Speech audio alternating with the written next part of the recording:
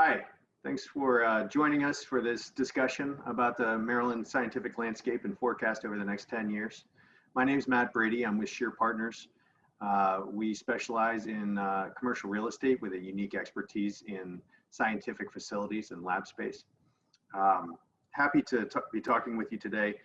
It's a really exciting time in terms of the Maryland scientific market. The market is really at an inflection point in terms of growth from just about all aspects of the science. We're really growing beyond our traditional clustering that we've seen in the past. And what that's going to do is ultimately afford tenants and scientific companies better options in the market, more diverse options in the market, both in location as well as types of buildings. And so again, really exciting time in the Maryland scientific industry. So the first question is really, why is this important? And so maybe the best way to answer that question is, it's a vital part of the life sciences growth. And so we really see it as four pieces. It's the intellectual property, and it's the capital through venture capital, private equity, and IPO type investment, public market investment, the talent, the labor pools, and then the facilities. The lab facilities or scientific facilities are, they're not something that you can create remotely.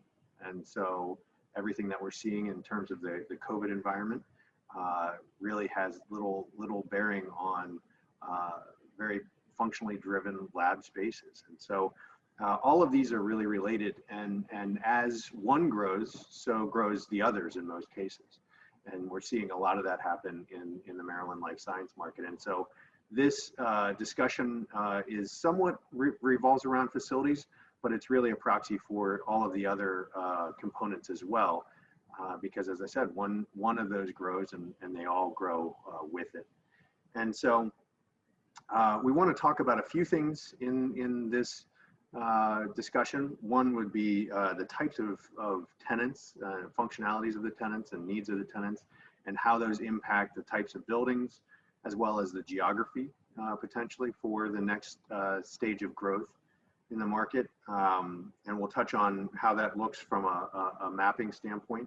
And then finally, we'll wrap up and we'll talk about our predictions on costs, both costs of building the space as well as occupying the space. So with that, we'll jump in. And for the purpose of this discussion, we're really talking about three different types of tenants. And the first of those is the small to mid-size R&D type tenants. And we feel that these tenants will be best filled with existing second generation lab spaces or spec built lab spaces. So that would be a lab space that's created by a landlord on a speculative basis and built out before a tenant is even interested in the space. And lastly, we feel that conversion of existing office, flex, and industrial buildings will continue to be a way to achieve this what we consider to be a small to mid-sized market. And so that would be lab tenants that need space anywhere from 2,000 square feet on up to about 20,000 square feet. And these will traditionally, or fill in traditional hubs that we find in the market. And we'll get into those locations here in a second. The second category of tenant types and building types are going to be the large R&D tenants. And these are more robust tenants that most of us know well in the market. Folks that have a large footprint and have the ability to take large blocks of space potentially. And so from a square footage standpoint, we would really categorize these anything that's 50,000 square feet or 40,000 square feet and up. And we see these tenants needing ground up development because there just are very few, if any, existing blocks of space that are able to be converted or available for second generation lab use. And so, and beyond that, the needs of these tenants are far more specific in their design. So for those reasons, we really see ground up development as a strong way to fulfill those large R&D tenants' needs. And finally, large scale manufacturing users. This again is something that can be fulfilled through ground up development, but a different type of product, different type of building. This is a large high bay manufacturing or industrial type building in most cases, where it allows that scientific company to then put their improvements within that building envelope, and in a lot of cases, these are clean environments that need lots of mechanical and other types of infrastructure to suit them.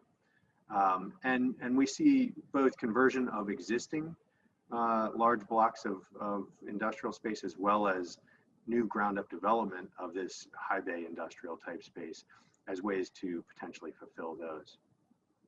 So as I promised, getting into the geographic considerations of each one of these. The blue circles that you see on your screen right now, overlaid over the Maryland map, really identify where the major clusters of existing scientific tenants are in the markets. With the I-270 corridor from Rockville to Germantown being the bulk of those. Frederick also has a lot of tenants that are located in that area and continue to grow there. And then Baltimore, with the influences of University of Maryland and Johns Hopkins, is really a strong cluster of life science tenants.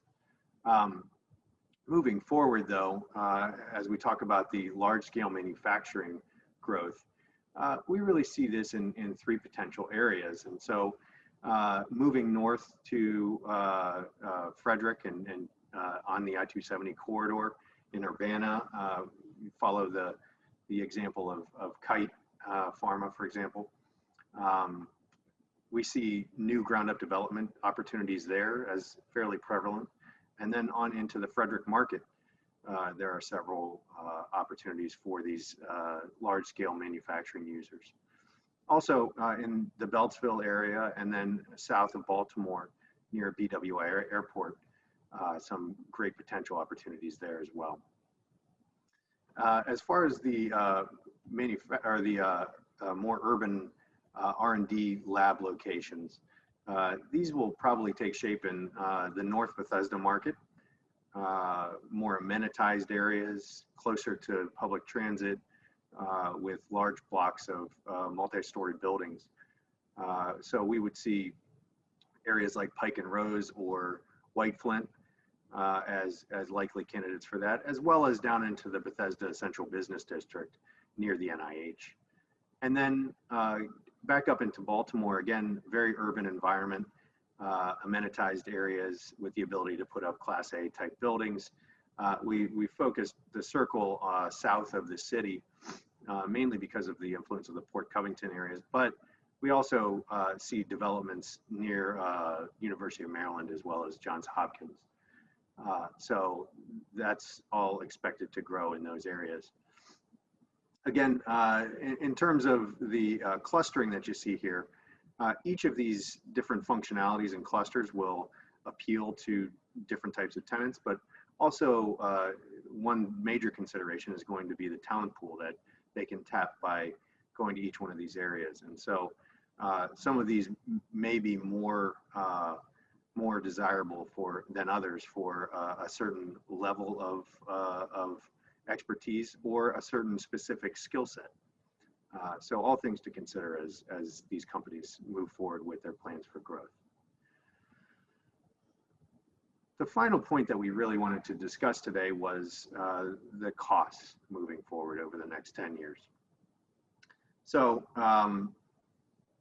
in establishing the near-term and long-term costs forecasting for this, we took two major things into consideration. One is the current market conditions as well as forecasted market conditions and the influence of those. The second is the macroeconomic conditions.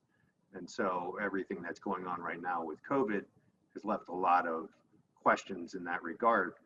But we feel that there's some trends that we'll start to see play out in the next 5 to 10 years.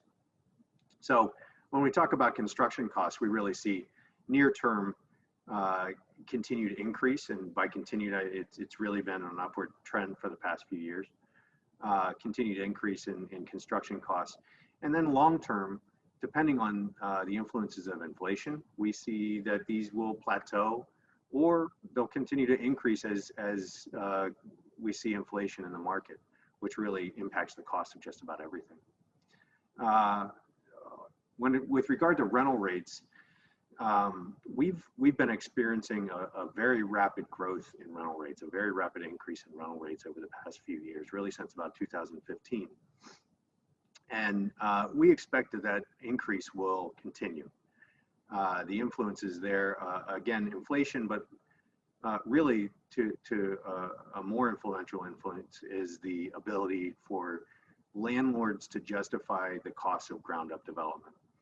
And so for that reason, we really see the $50 threshold as a strong point in the market where rental rates will probably get to that point and then level off or grow moderately after that. And so the $50 mark is something that we have our eye to in the next 3 to 5 years. And then beyond that point, we feel like it will grow slowly between $50 and $60 up till about 10 years from now. The final component that we wanted to discuss today was operating expenses. And the operating expenses, again, are heavily influenced by the potential inflation in the market. And so we see near-term very minimal increases to operating expenses. But as the kind of lingering effects of COVID play out here, we see a likelihood of the cost of operating expenses, utilities, janitorial, maintenance of the buildings, et cetera, to rise with that inflation as the cost of everything else rise. And so, in summary, in terms of costs, we feel like costs will continue to increase across all categories here, and expect that things will continue to play out as the market grows. Thank you for joining us today. We really appreciate your feedback on any of these points or further discussion. I put my contact information up here on the screen. Feel free to reach out to me by phone or by email. And I look forward to talking with you soon.